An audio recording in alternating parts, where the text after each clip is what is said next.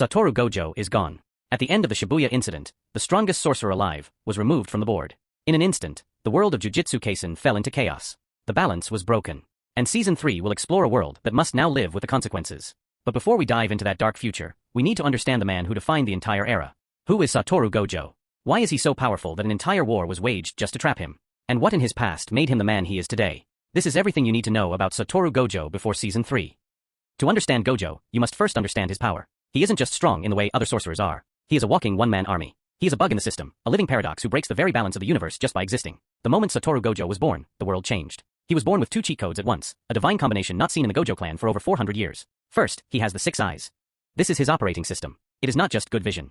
It is an advanced biological processor that grants him godlike perception. He sees the flow of cursed energy in microscopic detail. He can identify any cursed technique instantly, but its true power is efficiency. The 6 eyes allows him to use his cursed energy so perfectly that his energy consumption is practically zero. He can run his engine at full throttle, 24/7, and never run out of fuel. Second, he inherited the Limitless. This is his engine. The innate, ancestral technique of the Gojo family. The Limitless is the power to manipulate and distort space itself. The 6 eyes is the processor that makes the engine possible. And that engine has 3 primary functions. First, the neutral infinity. This is his default, passive defense. Infinity is based on a real-world mathematical concept, Zeno's paradox. Gojo doesn't create a wall. He forces an infinite division of space between him and any object. A punch, a bullet, a curse. It travels halfway, then halfway again, and again infinitely. It never reaches him. He is, by default, untouchable. Second, the blue, curse technique lapse. This is the power of attraction. Gojo creates a point of negative space, forcing reality to correct itself by violently pulling everything into that single crushing point. It is a miniature, localized black hole. Third, the red, curse technique reversal. This is the power of repulsion. By mastering reverse curse technique, something will get to, he can create positive energy and reverse the effect of his technique, creating a high output blast that repels and obliterates everything. And then, there is hollow purple. This is what happens when he combines attraction and repulsion.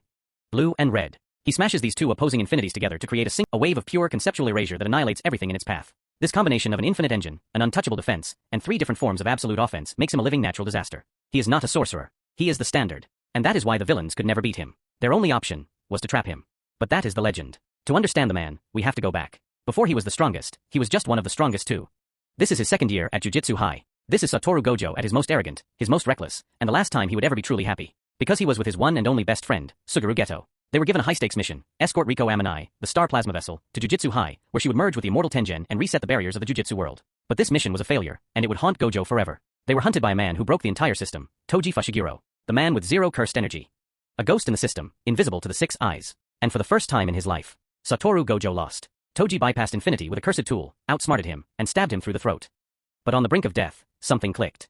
Gojo, for the first time, touched the core of cursed energy. He finally understood reverse curse technique, using positive energy to heal his fatal wounds. He wasn't just healed. He was reborn. He returned to Toji not just as a sorcerer, but as a god. He unleashed hollow purple for the first time, and as he stood over his defeated enemy, he declared, "Throughout heaven and earth, I alone am the honored one."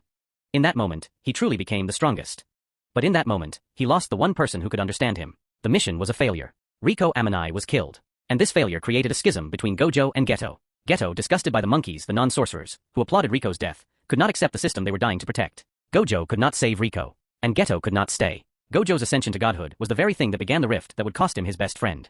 This is the entire reason Satoru Gojo becomes a teacher. His failure with Geto, his inability to save his friend from a dark path, a path that forced Gojo to kill him with his own hands, convinced him that the system was broken. The higher-ups were corrupt.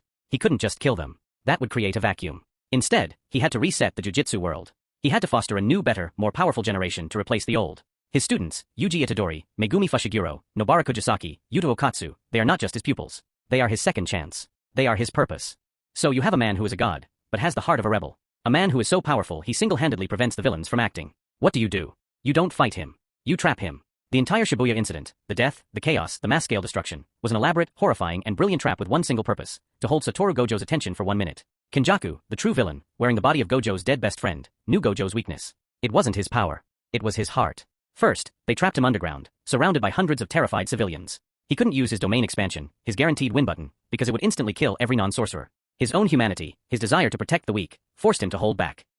He was forced to perform an impossible feat, a 0.2-second domain expansion, killing the curses while saving the humans. He did it. He won. And then the trap sprung. The thing that finally caught the strongest man alive? It wasn't a technique.